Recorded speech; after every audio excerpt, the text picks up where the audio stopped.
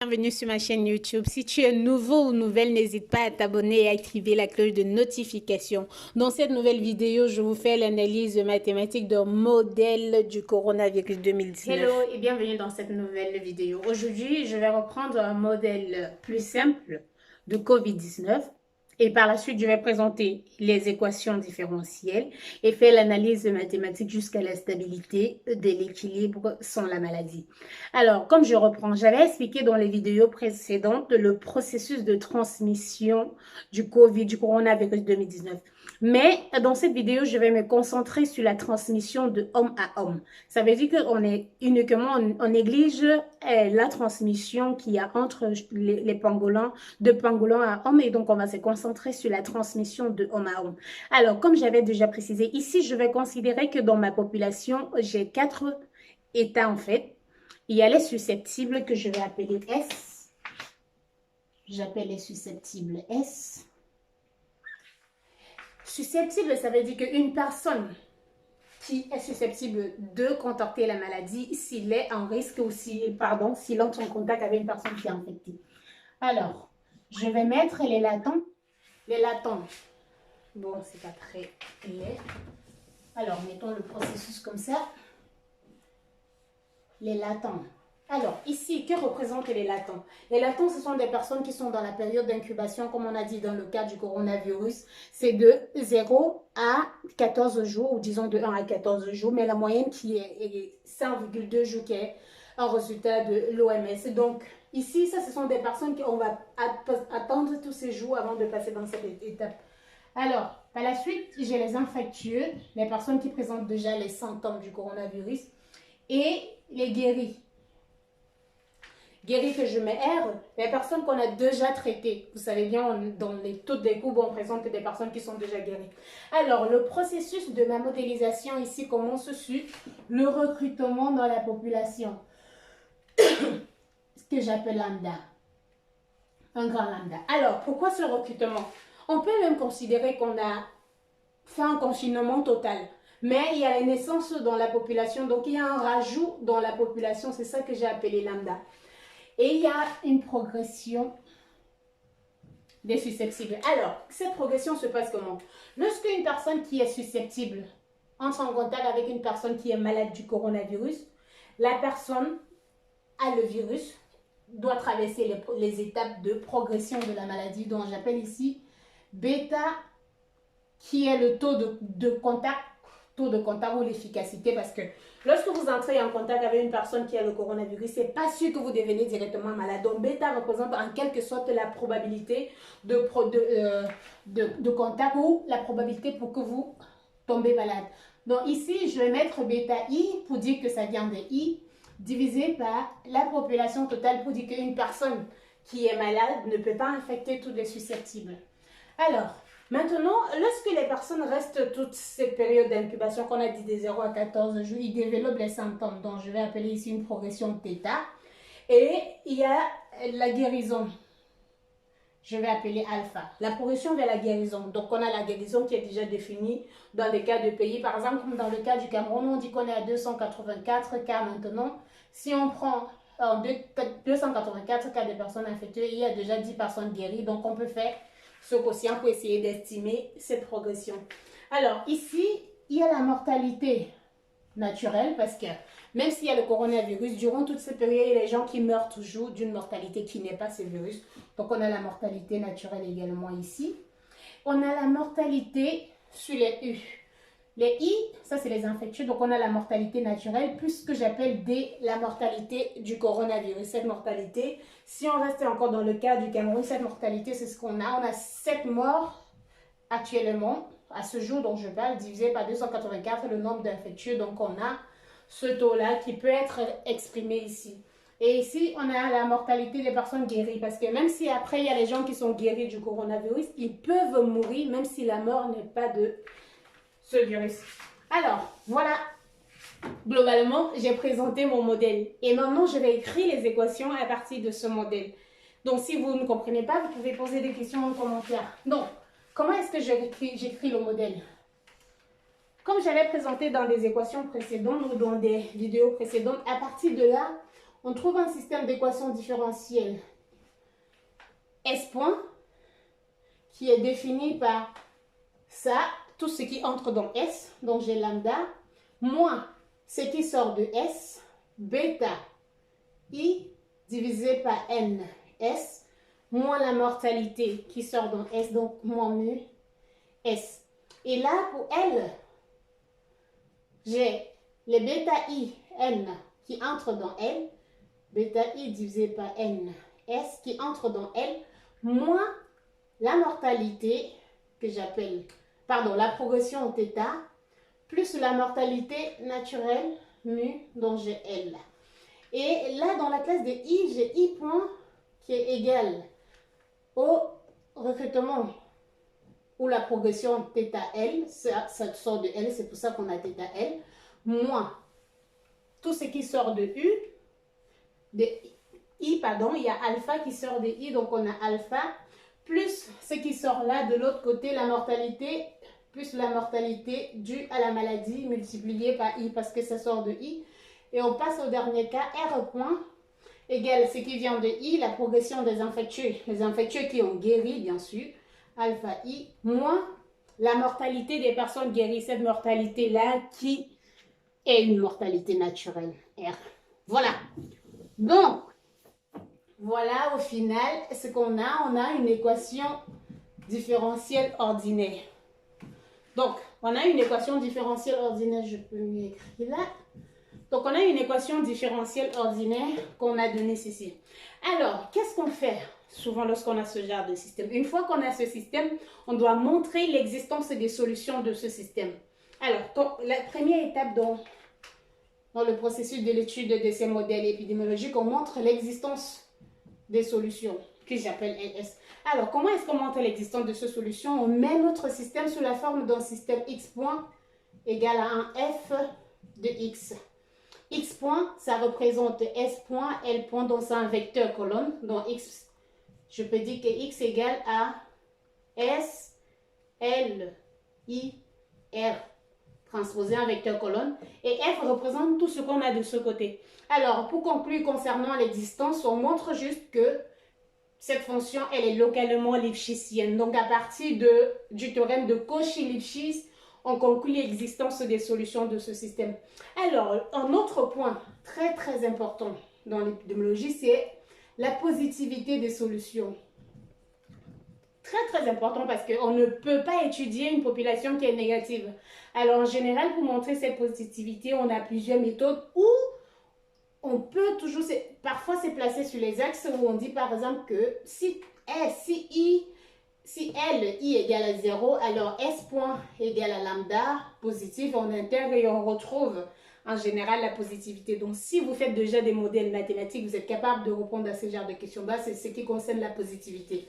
Et pour la bornitude, on doit montrer que les solutions n'explosent pas. Donc, on montre également que les solutions sont bornées. Et pour montrer cette bornitude, généralement, on va faire la somme de toutes ces équations parce que comme la population totale, c'est M égale à S plus L plus I plus R. Alors, si je fais N points, ça va être égal à S point plus L point plus I point plus R point. Bon, la dérivée. Et si je fais la somme de toutes ces équations, vous allez voir que je vais me retrouver avec un N point égal à lambda moins mu N moins D fois I. Et comment est-ce qu'on demande ça? De cette équation, on voit que ceci peut encore être inférieur à lambda moins mu N. Alors, pour conclure, on va en général arriver à ceci est inférieur à mu sur N. À N de T est borné par ceci. Donc, la population n'explose pas. Cette bornitude, on utilise le théorème de Grand-Wall pour conclure. Alors, nous allons arriver au point intéressant. Donc, voilà, je vais effacer le modèle et continuer l'analyse de ce côté. Donc, on va arriver au point. On a montré la bornitude. Alors, maintenant, si on passe au point, si on veut faire l'analyse du modèle, si je mets analyse. Alors, ce qu'on appelle le désystrie équilibre, l'équilibre sans la maladie. L'équilibre sans la maladie veut dire que I égale à 0. Alors, si I égale à 0, ça veut dire que s'il n'y a pas de personnes malades dans la population, alors ça entraîne directement que le R est égal à 0. Et ça entraîne aussi que le L égale à 0. Et au final, on retrouve S point, pardon. Et au final, on reste dans l'équation de S point qui est égal à lambda moins mu S. Et si on veut résoudre l'équilibre qu'on dit S point égale à 0, on se retrouvera avec lambda moins mu S égale à 0. Donc, disons I point, pardon. I égale à 0 et on résolvera I point égale à 0. Donc, de ceci, on dit S égale à, j'appelle S0 lambda sur mu.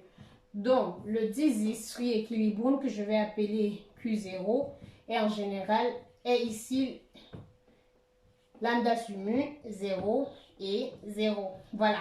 Donc, on a notre équilibre. Donc, si on est placé dans la population, comme j'ai donné au départ avec ce recrutement, voilà l'équilibre sans la maladie. Ça veut dire que toutes les classes sont égaux à 0 parce que c'est I égale à 0. Donc, il n'y a pas de I, ni de L, ni de R. Donc, voilà l'équilibre sans la maladie. Alors, qu'est-ce qu'on fait de cet équilibre? On veut savoir dans quel état cet équilibre va être stable. Stable, pourquoi? Parce que si cet équilibre est stable, alors on n'a plus de maladies dans la population globalement stable, bien sûr. Alors, passons à l'analyse. Pour montrer la stabilité de cet équilibre que j'ai appelé Q0, on utilise un théorème. Parfois, ça dépend de la forme du modèle, mais tel que c'est donné ici, on utilise le théorème de Van Dendrich. En fait, le théorème, qu'est-ce qu'il dit? C'est qu'on peut, on forme une matrice F, c'est pas vraiment une matrice, un vecteur de nouvelles infections qui arrivent. Ici, cette nouvelle infection, on a bêta IS divisé par N. Ça, c'est les nouvelles infections. Donc, pour ça, on peut dire qu'on considère toutes les personnes guéries, CS, et les malades dans la population, dont j'appelle ça X égale à S, et les malades, c'est Y égale à L, I et R. Donc, pour faire l'analyse ou pour faire l'étude dans le cas de cette méthode de Castillo-Chavez, on choisit la classe des infectés dans la population. Infectés, ça peut être latent, c'est juste des infectés. Ce sont des personnes qui ne montrent pas des symptômes, mais ce sont des personnes qui ne montrent pas des symptômes. Donc ici, elle se trouve là. Donc, pour trouver ce F, on va dans l'équation de L, I et R. On regarde les nouveaux infectés qui arrivent dans la population. Donc, on peut mettre F de cette forme.